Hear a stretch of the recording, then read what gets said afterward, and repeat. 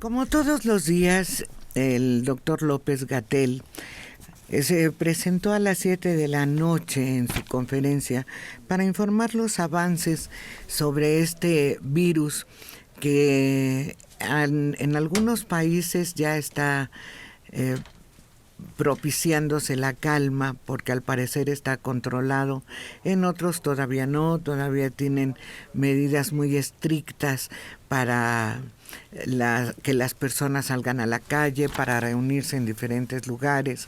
Y aquí en México se nos informó que durante estos días serían los días más críticos de este contagio, que al parecer llegó a esta etapa, pero llegó en serio, porque aunque había indicado el doctor López-Gatell que había un aplanamiento del número de casos, de contagios, de fallecimientos, pues ahora no se explica que eso quiere decir que no haya un aumento, lo cual a mí me resulta muy difícil entender, pero lo que sí hemos visto es un aumento en los casos y un aumento en los problemas que se están generando en los hospitales por falta de espacio, porque no hay los insumos suficientes de protección para los médicos, ni lo necesario para atender a los enfermos. Y esto es muy grave, ¿no, Mario? Porque entonces no estamos viendo con claridad la situación en México. Sí, no está, aún no se hace evidente el aplanamiento del crecimiento cotidiano de los nuevos casos y de los nuevos fallecimientos. No sé qué cifras haya dado para el día de ayer en el total de enfermos y en los nuevos fallecidos. Es que eso depende de depende lo que uno pueda opinar. Pues mira, dice, él informó ayer que se incrementó 6.2% con respecto al día anterior, y señaló, seguimos teniendo más y más casos. Entonces no se está deteniendo, sino que sigue en aumento los casos todos los días. Sí, Liliana.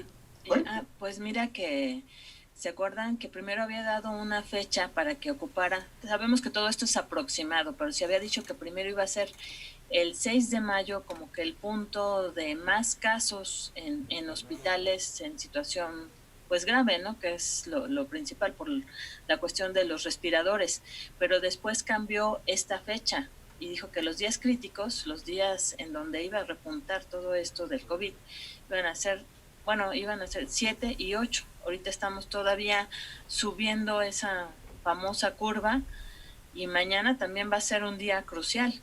Se supone que a partir de mañana, que es 8 de mayo, porque él reconoció que había tenido que cambiar la fecha, que los cálculos habían indicado una cosa, pero que ahorita la situación daba otra información.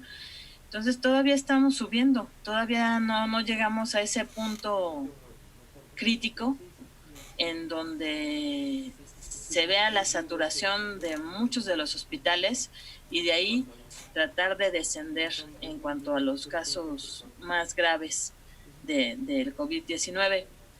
Pues sabemos que estos no son datos exactos y que depende mucho también de las medidas de prevención que estemos tomando como ciudadanos. Y seguimos viendo en las calles que hay muchas personas que no llevan cubreboca, que no toman ningún tipo de medida de precaución para no caer dentro de la infección. Y mientras también siga esa inconsciencia por parte de los ciudadanos, no podemos corresponder a los cálculos que han hecho. Y puede ir subiendo esto y no va a haber insumo que baste para atender a toda la gente que pueda resultar infectada. Mario. Bueno, yo creo que la estimación realizada con este estudio estadístico pues toma en cuenta todos esos hechos que se ven en nuestras ciudades y en las zonas más críticas. Es decir, no se modificaron de hace una semana a hoy. Entonces, el nivel de prevención está incorporado al estudio. Yo creo que el estudio no considera que todo el mundo acepte las medidas de alejamiento y de aislamiento, porque no sería realista. Entonces, eso no ha cambiado de hace una semana a hoy. Entonces, el número de casos, pues sí, debe alcanzar en estos días un máximo, pero a partir de los mismos debe empezar a mostrar una estabilización en las cifras diarias. Eso es lo único que se puede decir. Claro, si empeoran los niveles de acatamiento de las medidas de seguridad, pues también se va a prolongar el número de días que siga creciendo la cifra de afectados.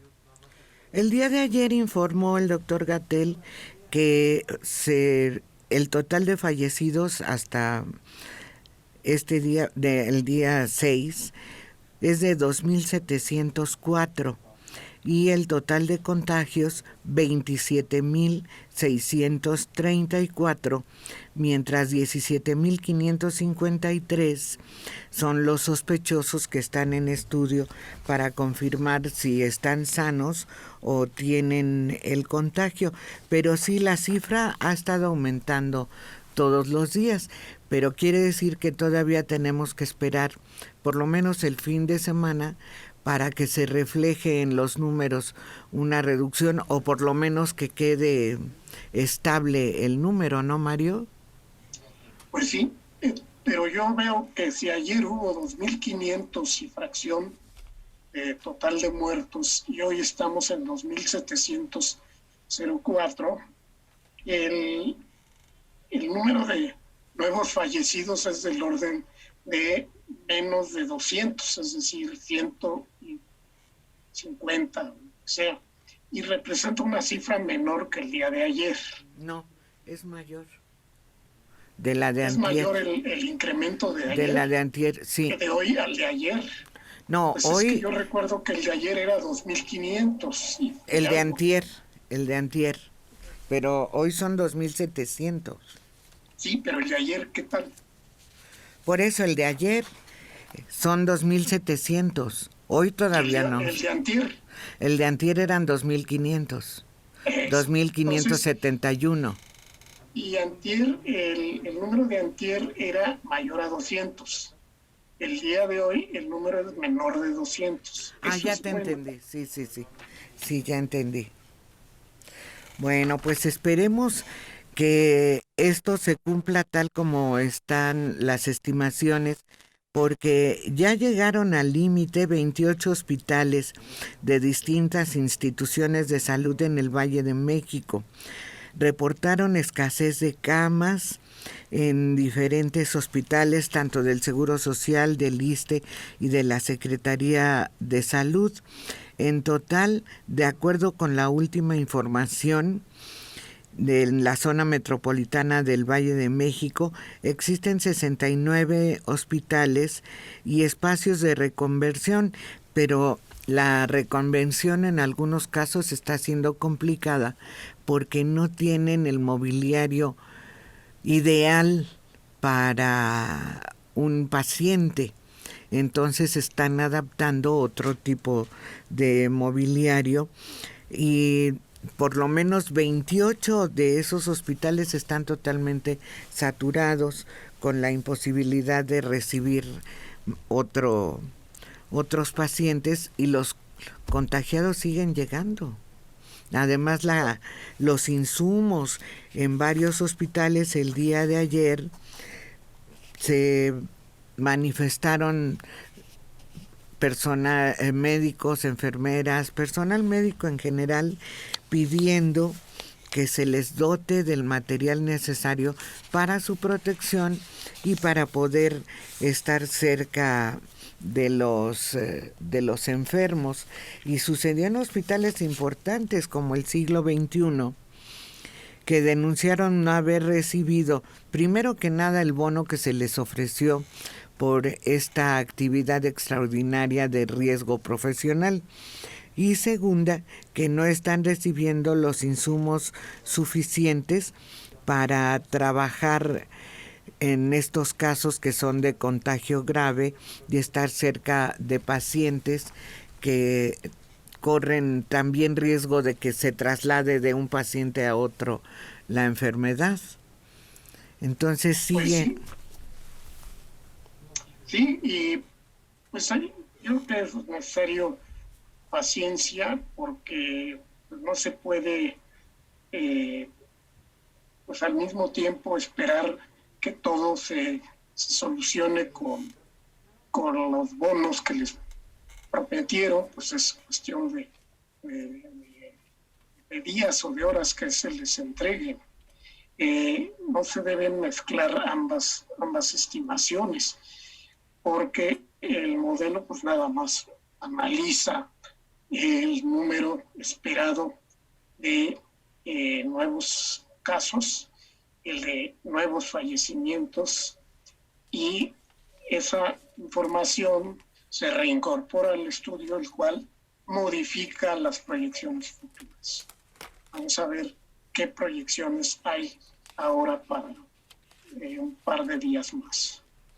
Pero no podemos opinar más, ¿no? Sino que de veras estamos en el punto más crítico del comportamiento de la epidemia. Sí, Liliana.